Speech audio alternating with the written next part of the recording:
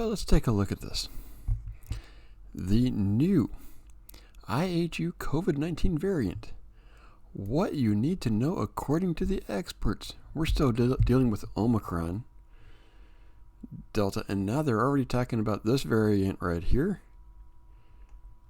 The fear-mongering is real. And this is by Corin Miller. So, it's in the Yahoo News.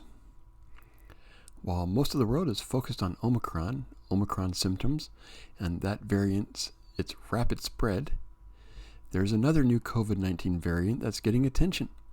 It's called the Ihu Variant, and it was first detected in France. I guess they're going away from calling it Omicron, Delta, and all that type of stuff to Ihu. It's important to point out that there's not a lot of information available on Ihu at the moment, but public health experts, including officials from the World Health Organization, are keeping an eye on it. Here's everything to know about this variant that's getting plenty of airplay at the moment. What is the new variant? Ihu is a variant of the SARS-CoV-2, the virus that causes COVID-19 that was first detected in France in October, according to a preprint paper that has not been peer published and was published in late December 2021.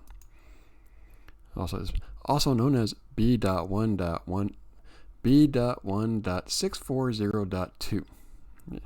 There you go. Ihu was uploaded to Gazad, a shared database for disease variants, in early November.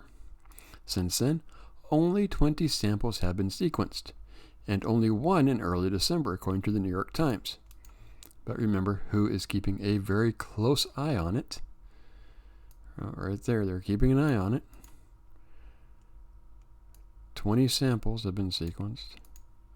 One in November. A genetic analyst of the variant found that it contains 47 mutations and 37 deletions from the original SARS-CoV-2. Of those, there are 14 amino acid substitutions and 9 deletions on the spike protein, which is what SARS-CoV-2 uses to latch onto your cells. Believe, isn't that also the spike proteins? Isn't that what the mRNA goes after as well? I don't know, been a while since I've looked that one up. Where has the Ihu variant been detected? There's not a lot of tracking information available on Ihu at the moment, but the research paper published on the variant found that it had been first detected in someone who was vaccinated against COVID-19 who had recently traveled to Cameroon. Afterwards, the researchers detected 12 cases in the area. Why is Ihu concerning? The biggest concern that people have is that the variant has a large number of mutations, say Thomas Russo, MD, professor and chief of infectious disease at the University of Buffalo in New York. People get nervous about large numbers of mutations, he says. It can suggest that maybe there may be resistance to immunity or vaccination. Worth noting, Omicron, which quickly spread around the world in a matter of weeks, also has a large number of mutations, about 50.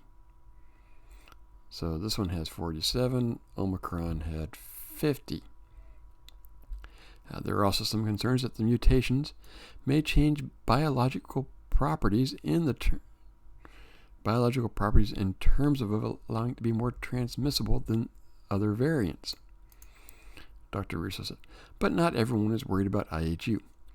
Abi Muhammad, a WHO incident worker on COVID-19, said during a press briefing on Thursday that while Ihu has been on our radar, it hasn't done much since it was first detected. That virus has a lot of chances to pick up, he added.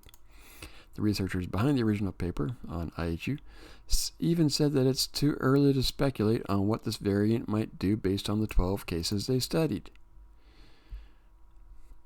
Just something to keep in mind. Now, this was found back in November and back in October.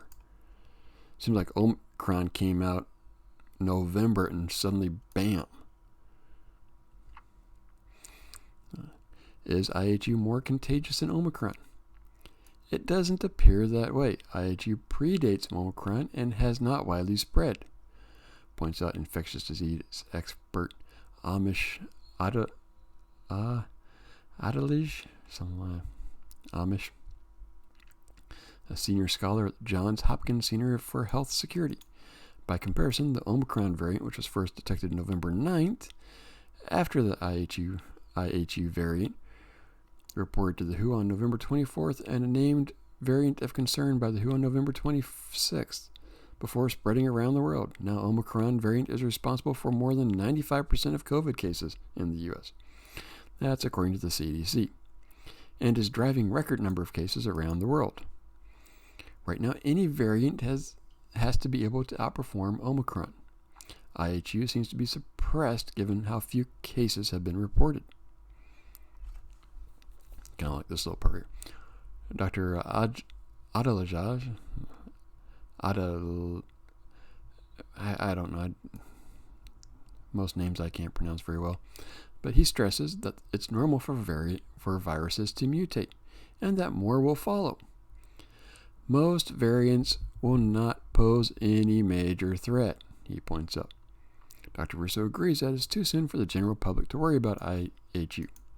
Here we have a couple of articles about it already. Still, he says more variants will continue to show up until we get the world vaccinated or some degree of immunity. But didn't they earlier in the thing say that these variations can circumvent the vaccines and stuff like that? So the possibility of new variants emerging is real, and we need to continue to track them. Let's hope Omicron is the last variant of concern that we'll have to deal with within this pandemic, but that may not be the case. In the meantime, Dr. Russo says you can protect yourself from Ihu, Omicron, and other COVID-19 variants by getting vaccinated against COVID-19, getting a booster shot when you're eligible, and continue to practice what's known as lowering your risk of contracting COVID-19, like wearing a face mask in public, social distancing, and when you can, practice good hygiene. Let's think about that. You can reduce your risk of contracting COVID-19 by getting vaccinated. And if you come on up here, where was it? It said it was detected in France, the Ihu. I thought somewhere in here the first person that had this Ihu one not only came from it was detected in France from a person who, right here it is, someone who was vaccinated against COVID-19. Yeah, that sure didn't work very well, did it? But is it, to me, that this is just more fear-mongering, pushing, COVID. We need to, we need these things to